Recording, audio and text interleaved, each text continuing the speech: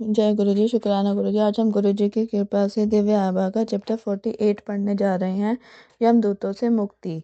श्री नरेश खंडेलवाल की पत्नी, जो 30 वर्ष से कुछ अधिक की रही होगी, को ज्वर हो गया था। पता लगा कि उसे डेंगू ज्वर था और उसके गुर्दे प्रभावित हुए थे। गुड़गांव में चिकित्सकों ने उसका उपचार करने से मना कर दिया था, क्योंकि उसके डिंबाणु की मात्रा केवल 10,000 थी। जैसे यह अपर्याप्त था, मंगलवार को एक रक्त वाहिनी फट गई और रक्त प्रवाह को रोक पाने में असमर्थ चिकित्सकों ने उसे चिकित्सालय से मुक्त कर दिया। फिर उसे नोएडा के मैक्स चिकित्सालय में प्रविष्ट कराया गया।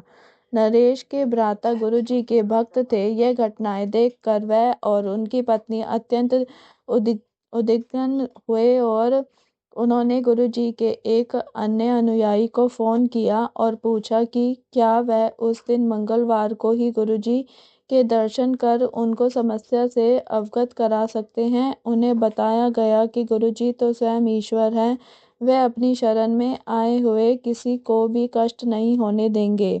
इस अवधि में मैक्स के चिकित्सकों ने भी हाथ खड़े कर दिए। बृहस्पतिवार को नरेश गुरुजी के पास गए। जैसे वह गुरुजी के चरण स्पर्श कर रहे थे, वह अपने को रोक नहीं पाए और उन्होंने गुरुजी को बता दिया कि उनकी पत्नी डेंगू से पीड़ित है। गुरुजी का उत्तर स्वयं में सांत्वना देने वाला था। डेंगू डेंगू की होंदा है, चल जा, कुछ नहीं होया उसनू।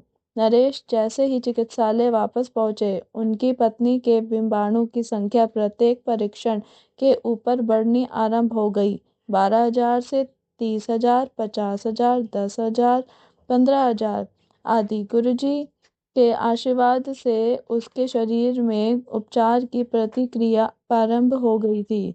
चिकित्सालय में ही एक रात को वह चीखती हुई उठी। उसके आस-पास सबने पूछा कि क्या हुआ।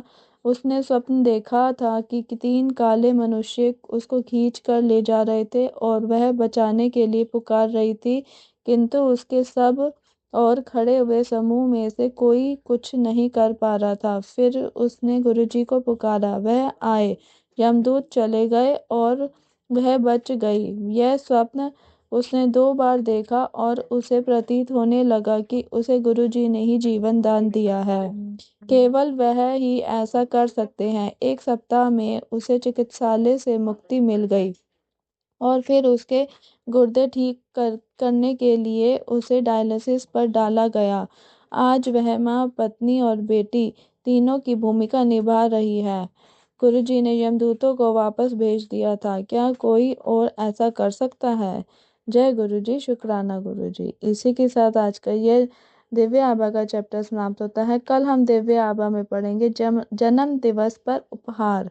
जय गुरु जी, शुक्राना गुरु जी। मेरी वॉइस में अगर किसी को अच्छा लगे तो चैनल को शेयर, लाइक और सब्सक्राइब करना ना भूलें। ओम नमः शिवाय। शिव जी सदा सहाय। ओम नमः शिवाय। गुरु जी सदा सहाय।